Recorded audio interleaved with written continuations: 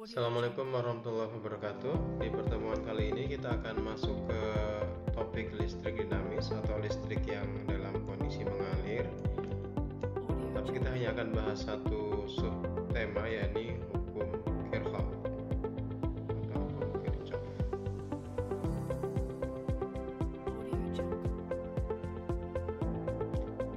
Hukum Kirchhoff ini nanti mengkhususkan pembahasan tentang aliran listrik yang atau arus yang melalui rangkaian bercabang. Hukum Kirchhoff ini ada dua hukum.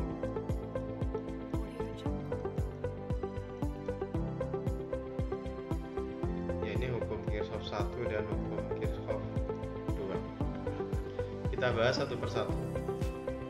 Yang pertama hukum Kirchhoff 1. Hukum 1 Kirchhoff.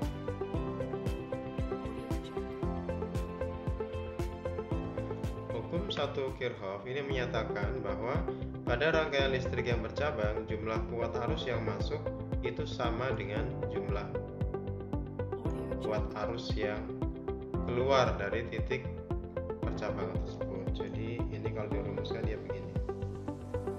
Sigma arus yang masuk itu nanti pasti sama dengan sigma atau jumlah dari arus yang keluar.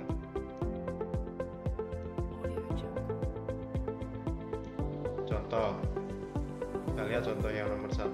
Misalkan di sini ada gambar begini.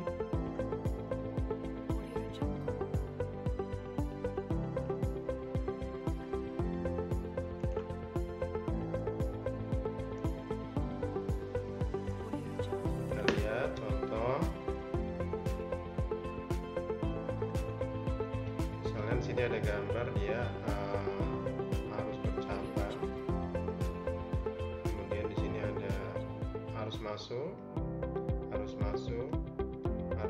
di sini arus keluar, dilambangkan dengan I1, I2, I3 dan I4. Di soal itu diketahui I1-nya adalah 2 ampere, I2-nya adalah 4 ampere. Mungkin biar lebih jelas saya buat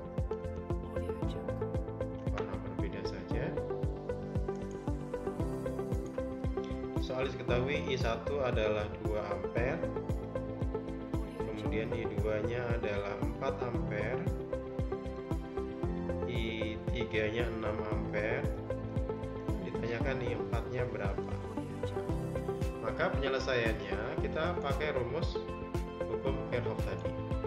Jadi sigma arus masuk atau jumlah arus masuk sama dengan jumlah arus keluar. Dari mana kita bisa tahu mana arus masuk, mana arus keluar? Kita lihat dari arah panahnya atau arah arusnya. Kalau dia menuju ke percabangan di sini, berarti dia adalah arus masuk. Tapi kalau dia meninggalkan percabangan, berarti dia adalah arus keluar. Kita lihat mana yang menuju. I1 ini adalah arus masuk karena dia menuju percabangan. I2 ini juga menuju percabangan, ini berarti arus masuk. Dan I3 ini juga percabangan, menuju percabangan, berarti dia arus masuk. Itu sama dengan arus keluar, ya ini I4. Nah, itu. Setelah itu maka kita masukkan angka-angkanya.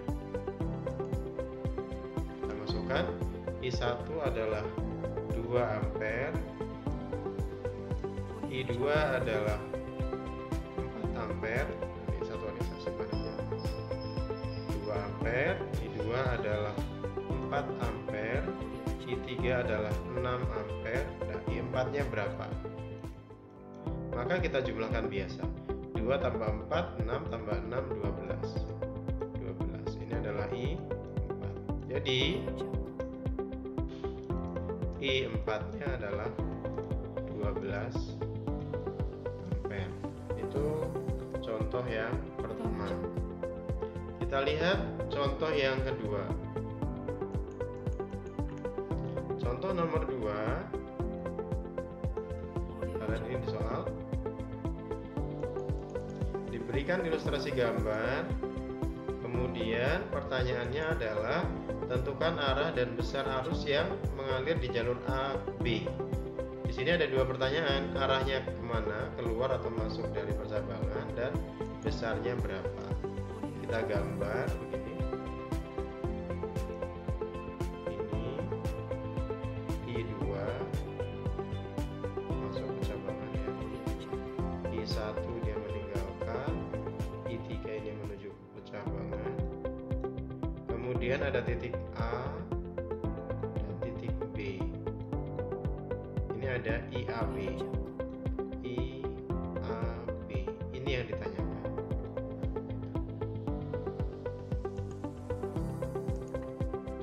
Di soal diketahui bahwa I1-nya 5 ampere. Jadi I1 ini 5 ampere. I2-nya diketahui 4 ampere.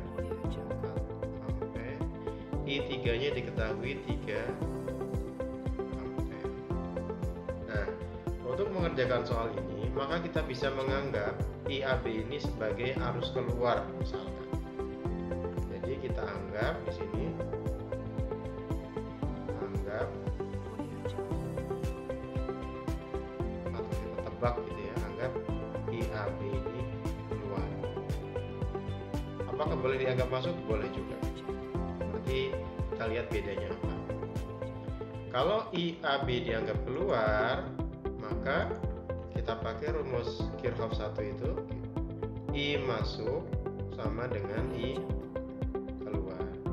Maka kita lihat mana saja yang masuk. Ada I2 ini masuk, I3 ini juga masuk. Mana lagi yang masuk? Nggak ada, berarti tinggal I1-nya ini keluar. Kemudian tadi IAB kita anggap keluar, berarti IAB kita tulis di sini. IAB. Setelah itu kita masukkan angka-angkanya. I1 5 ampere ditambah I3-nya 3 ampere sama dengan I1-nya 5 ampere ditambah IAB.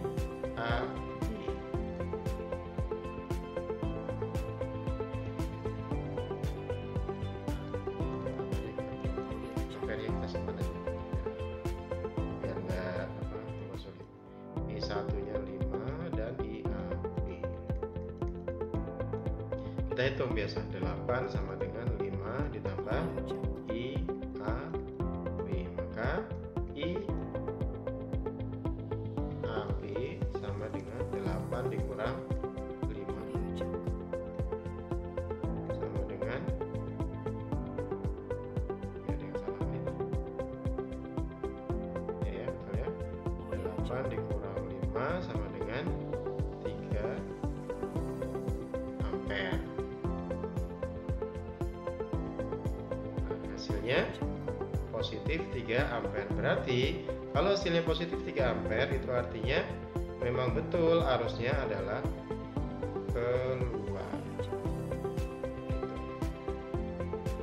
Ini tadi kan kalau dianggap keluar. Bagaimana sekarang pertanyaannya, bagaimana kalau IAB dianggap masuk? Nah, kalau IAB dianggap masuk, ini pilihan ya, cara 2. Cara kedua, kalau IAB dianggap masuk, IAB dianggap masuk. Sebenarnya cukup pakai cara ini juga nggak masalah, kita anggap keluar. Tapi bagaimana kalau misalnya kita anggap masuk gitu? Kalau IAB dianggap masuk, berarti sigma IM,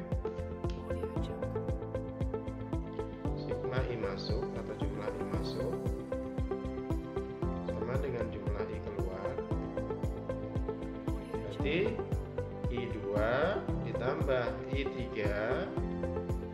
ditambah IAB sama dengan I1. Kita masukkan angka-angkanya. I2 itu 5, I3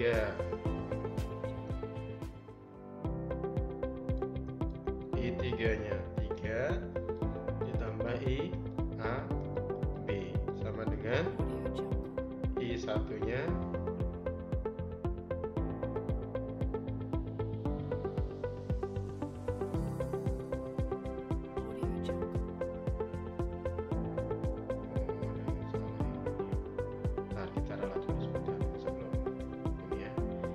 harusnya tadi I2 nya 4 ya, I2 nya 4, sehingga di sini nanti dia 7, di sini dia 7, jadi ini harusnya 2 ampere ya. Sorry, nanti cek lagi. Jadi yang betul I2 nya adalah 4. Ini berarti di sini tadi bukan 5 ya, tapi 4. Nah, maka sama dengan I1 nya 5. 4 tambah 3 7 ditambah IAB sama dengan 5, berarti IAB sama dengan min 2 ampere. Kita lihat, kalau yang kita anggap masuk IAB nya positif 2 ampere, tapi kalau yang kita anggap keluar IAB nya positif 2 ampere, yang kita anggap masuk IAB nya negatif 2 ampere. Nah, maknanya apa? Kalau hasilnya positif, itu berarti anggapan arah kita benar, tebakan arah kita benar. Tapi kalau hasilnya negatif, berarti tebakan arahnya kebalik. Saya ulangi ya. Kalau hasil akhirnya positif, berarti tebakan arah yang kita buat tadi itu, yang kita anggap keluar ini, berarti memang benar keluar dia. Tapi kalau hasilnya negatif, berarti tebakan arahnya kebalik. Artinya kalau dia min 2, berarti itu artinya harusnya memang 2 ampere, arahnya itu bukan masuk seperti yang kita tebak, tapi arahnya adalah keluar.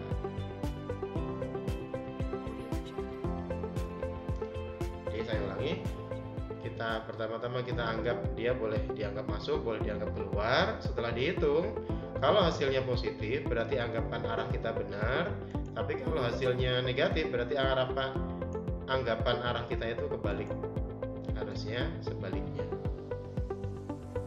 Demikian untuk contoh hukum 1 Kirchhoff, mudah-mudahan bisa dipahami. Nanti setelah ini di video selanjutnya kita akan bahas pembahasan untuk yang hukum 2 Kirchhoff.